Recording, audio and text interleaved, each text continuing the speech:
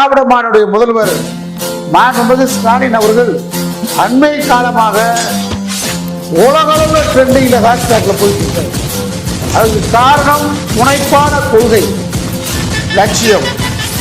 நாடாளுமன்ற தொகுதி எண்ணிக்கையை குறைப்பேன் என்று சொன்னவுடன் 22ஆம் தேதி தென் மாநில முதலமைச்சருடைய கூட்டத்தை முடித்தார்.